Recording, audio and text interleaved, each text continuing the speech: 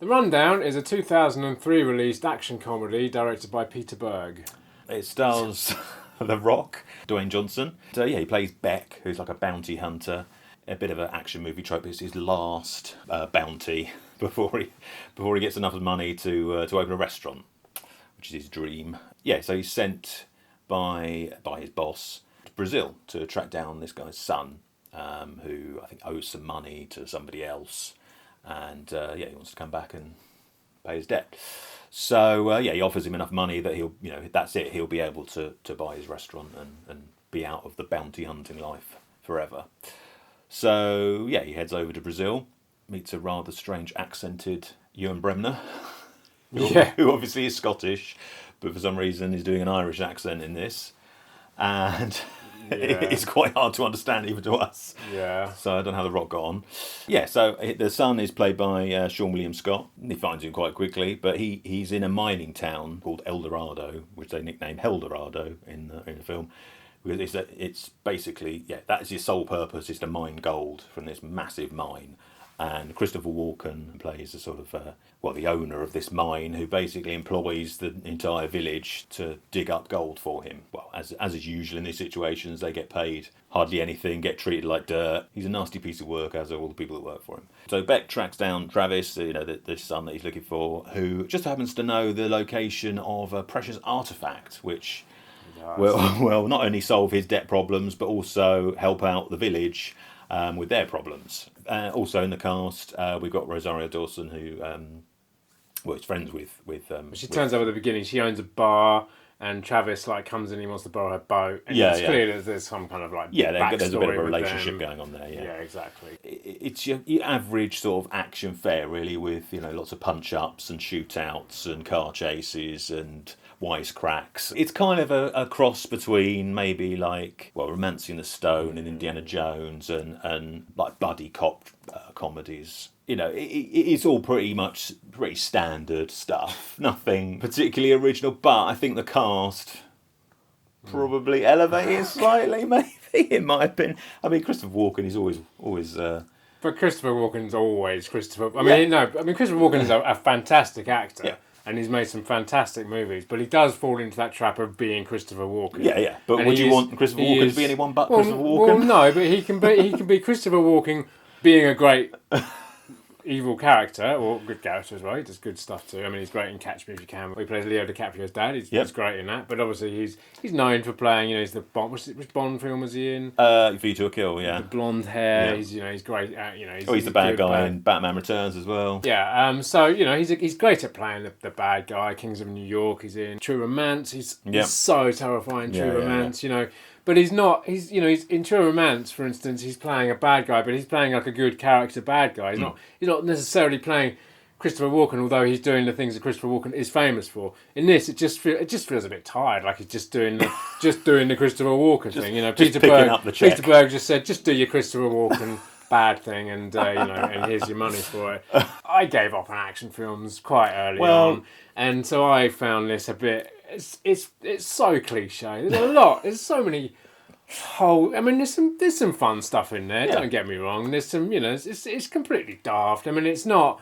I'm a big fan of. I grew up with all the Schwarzenegger films. Lethal Weapon, Die Hard, all those great action films. The 80s were great for action movies. This is when it all kicked off.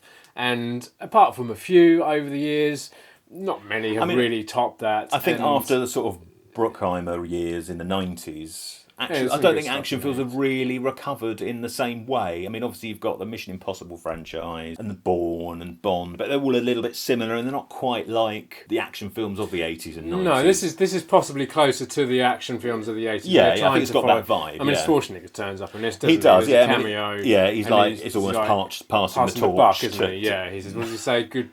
Have fun. Have fun. Whatever. I mean, he wasn't even supposed to be in it. He was just on. He was on set. He was on set, and they just said, "Oh, why don't you come and film?" Yeah. So it's clear that that's passing the torch. I personally am not. I haven't watched many. Obviously, The Rock was a wrestler, wasn't he?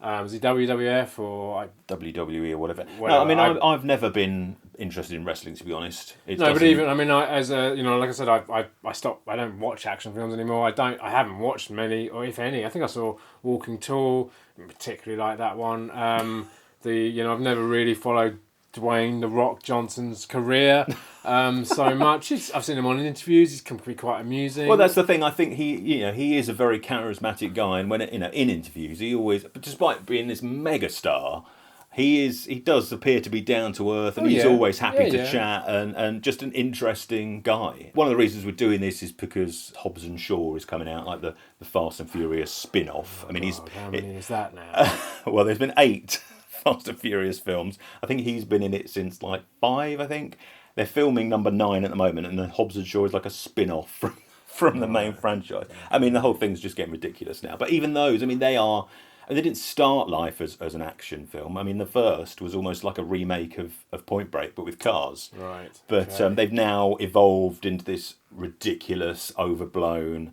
action franchise, which is kind of leave your brain at the door and just have fun. But no, they're still not quite the same as the action movies that we grew up with. This obviously is early in his career, and I think he does a good job, and it has quite a good chemistry with Seann William Scott. I think he can be quite annoying in some films, but I think he's suffered from being quite kind of typecast in the same kind of role. Everyone's got a little bit of Stifler in them, all his roles. But no, I mean, I don't have a problem with it. I enjoy watching him. He's fine. And Rosario Dawson, was obviously early in her career. She was in Kids, long before this. I mean, she doesn't have a great deal to do, but she's fun to watch. So, it's not breaking any new ground. It's not revolutionising the action genre, but it's just a nice little throwback to sort of the 80s and 90s action films that we kind of miss now. I'd probably just go back and watch the ones from the 80s and 90s. Yeah. Sometimes it's nice to watch something new, isn't it? Yeah, maybe. I found it. I have to say, it was pretty boring. I mean, what's with the whole? There's always like a hook in these films, isn't there? Yeah. Obviously, he's going to open a restaurant. They don't really tell you why. No, I mean his backstory is almost non-existent. And then there's this whole thing. There's this whole thing with, of course, his thing.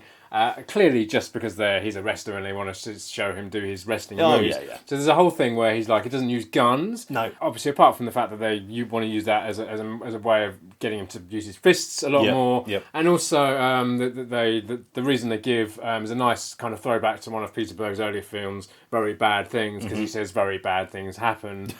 But then, like, at the end of the film, he's like shooting everyone, guns come out, and you're like, well, you never quite explain why you don't want to use guns, and then you just suddenly start firing guns, and again, it's like, now you've just become every other action film under the sun, which clearly the whole film was anyway. But I thought, well, I don't even know what I was thinking. I was so tired anyway because it's so hot at the moment, and I just thought, I have to say the editing in this film was like all over the place. Cinematography was quite nice, I thought, at times. It was very green, obviously, because they're down in the jungle. But no, the editing. So at the end when he does this, like, it's not a spoiler. Action film ends with a shootout.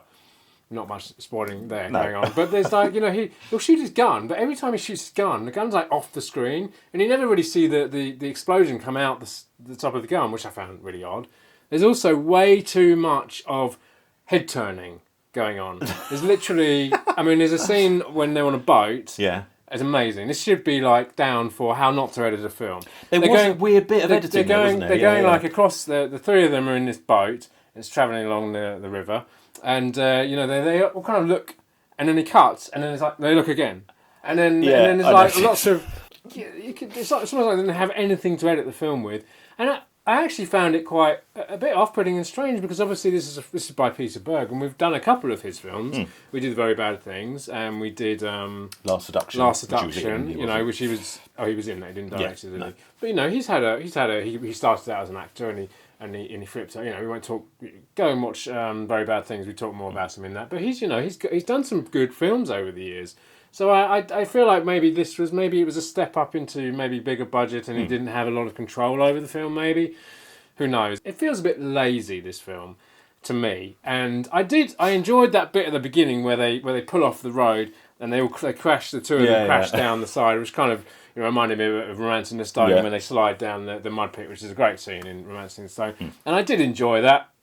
For some reason, we like to see people crash down the sides of mountains. It always looks really painful. I think a lot of action films, again, now, they do have a lot of CGI to replace stunts sometimes, and it just takes you out of the film, whereas this, you could see that the stuntmen were doing these. Like I said, it felt lazy to me. I mean, the whole thing with Ewan Bremner, Ewan Bremner's a great actor, obviously from Trainspotting.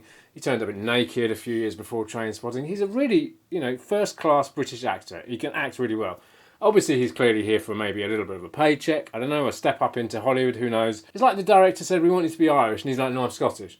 I want you to be Irish, but I'm Scottish. But we want you to be... And it's like, well, I'll just be Scottish. And then he does this weird Irish accent, and his plane's like daubed with the four-leaf clover. But then there's a sequence later where he comes in with his kilt and his bagpipes, and well, I think bagpipes are an Irish thing as well, aren't they? They're not specifically, but it feels very Scottish the way he does it, and of course he is Scottish, and maybe that was him. It was I don't know why they couldn't just... I'm going to do this instead, because, I don't know, and then, in fact, when I was reading the trivia on the IMDb, apparently, for each member of the cast, loads of other actors were considered for all the different... I mean, even Ricky Gervais was considered for either Travis or Ewan Bremner's character, which again suggests a bit lazy, like it had gone maybe taken a while to be greenlit, and had gone through many different iterations of the plot and the story. I would say that's probably not that unusual, though, to be Well, honest. maybe, I don't know. There was a huge list of different actors that could have been in the roles, and I was like,